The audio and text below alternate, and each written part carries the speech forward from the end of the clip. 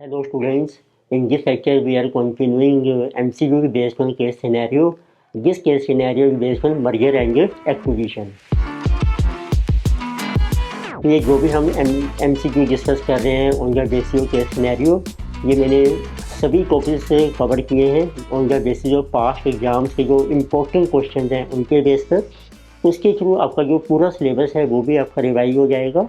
और यदि आप डिटेल्ड वीडियो देखना चाहते हैं for different types of questions, तो उसका भी लिंक हमने डिस्क्रिप्शन में दे रखे हैं। सेपरेट वीडियोस अवेलेबल हैं विच यू कैन आल्सो सी। तो लेट अस स्टार्ट करते हैं। इस सिनेरियो में क्या डाटा आपको मेंशन किया है। So it is given that J limited proposing to acquire Naik limited, the financial details of two companies prior to merger announcement are as follows. इसमें दो कंपनीज हैं जे एंड नाइक, तो उनके फाइनेंशियल डिटेल्स आपको दिए हैं। नेट अर्निंग्स हैं रुपीज लैक्स में चल रहे हैं आपके 500 lakh and 350 lakhs. Number of shares are given 10 lakh and 7 lakh. The shares of Gay Limited and Knight Limited trade at 20 and 15 times their respective price earning ratio, and Gay Limited, this Gay Limited considers taking over Knight Limited by paying rupees 5500 lakhs, considering that the market price of Knight Limited reflects its true value. And the merger is expected to generate gains with present value of रुपये 2750 lakhs है।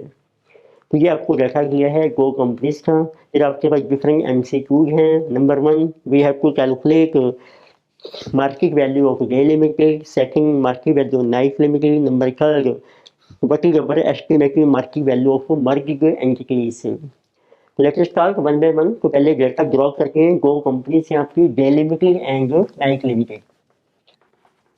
तो आपको देखो सबसे पहले earnings mention की हैं, तो फिगर्स आपके चल रहे हैं लैक्स में। तो अर्निंग्स आर गिवन, तो अर्निंग्स मीन्स प्रॉफिट्स आपको मेंशन किए हैं 500 lakhs and for Knight company this is 350 lakhs. फिर इनके नंबर ऑफ इक्विटी शेयर्स आपको मेंशन किए हैं, नंबर ऑफ इक्विटी शेयर्स। और J company this is 10 lakh and 7 lakh for Knight. Then price earning ratio is also given, PE ratio for Day Limited and Night 20 and 15 times। फिर आपको mention किया है what is our total amount जो आपने pay करना है, consideration to be paid for acquisition, consideration to be paid. और ये पे करना है बाय डे कंपनी ने to Knight company and this is for acquisition purpose. So this amount to be paid is 5500 lakhs, rupees 5500 lakhs। फिर आपको mention किया है what will be through merger gain कितना होगा। Present value of our gain through merger is given, present value of gain through merger this is also कहा गया है synergy benefit, this is given. So 2750 lakhs है, rupees 2750 lakhs. तो ये आपको mention किए हैं जिस इसको हम कहते हैं synergy benefit of merger. So now let us see MCQ number 1. In this we have to compute market value of J Limited, and second MCQ है we have to compute market value of Nike Limited. So let us see MCQ 1. Second MCQ number 2. In first we have to determine what is the market value of जैसे जे company जे limited. तो बन जाएगी जे के what is market price पर share into number of equity shares of J company. Market EPS into price earning ratio, EPS calculate हो जाएगी। Earnings हैं 500, number of shares हैं आपके 10, ये ईपीएस आ जाएगी। इनको प्राइस अर्निंग है आपकी 20, ये मार्केट प्राइस पर शेयर इनको कर लीजिए नंबर ऑफ शेयर्स ये जा रहे 10। तो this is market value of J limited. तो दिस मैंने जो कमिंग जैसे 500 इंटू 1000 इंटू 10, तो रुपीज 10,000 लैक्स। तो SIM calculate market value of night company night limited. Pharma से है MPS into number of share, MPS है इसका, अर्निंग्स है आपकी 350 डिवाइड कीजिए नंबर ऑफ शेयर से, ईपीएस आ जाएगी इनको price earning ratio 15 This is price per share into number of shares are 7. So this is total value 350 into 15, 5250 lakhs है। Amount आपके रुपीज में है, in lakhs. Let us see which option you correct. First MCQ में आपका option है B, option B is correct. Then for a second MCQ, answer is option number C. So next we have third MCQ. We have to compute estimated market value of merged entities. अब आपको calculate करनी है after merger what is market value. It mean this is market value of day and night.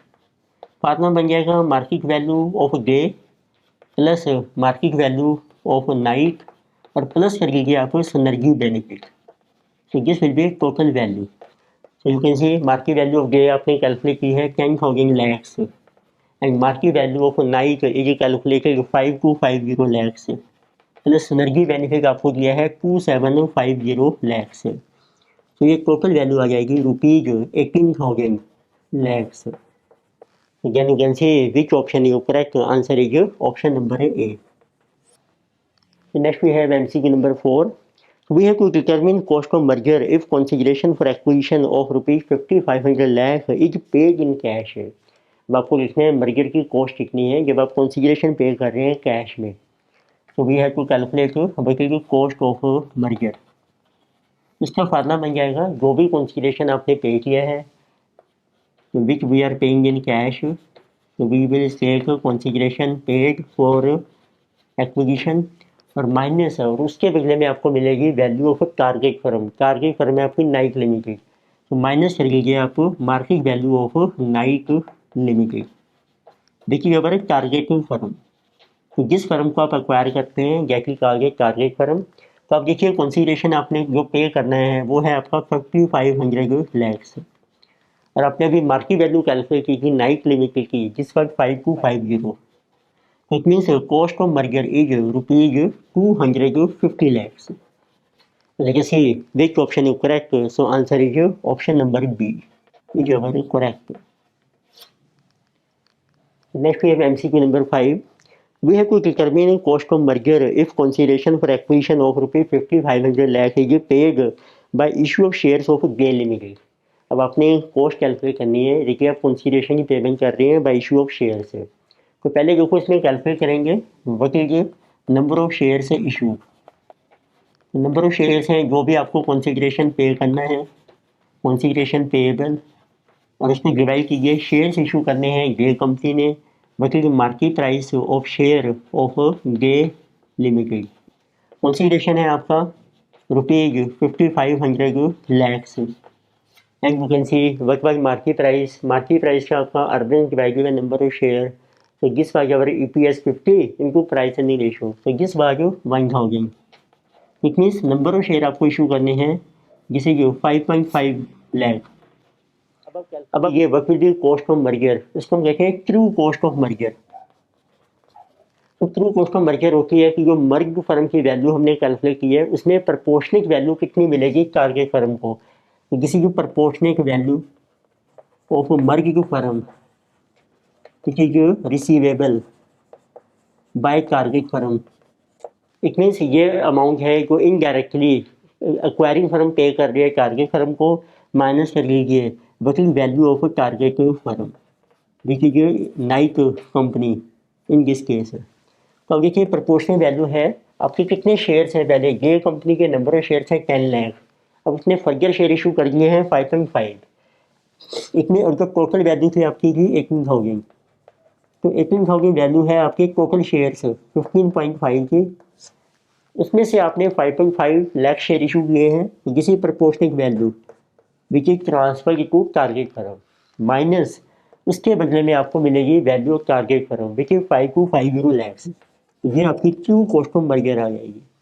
तो let us see 18,000 into 5.5 divided by 15.5 this is 6387 minus 5250 minus 5250 so answer is 1137।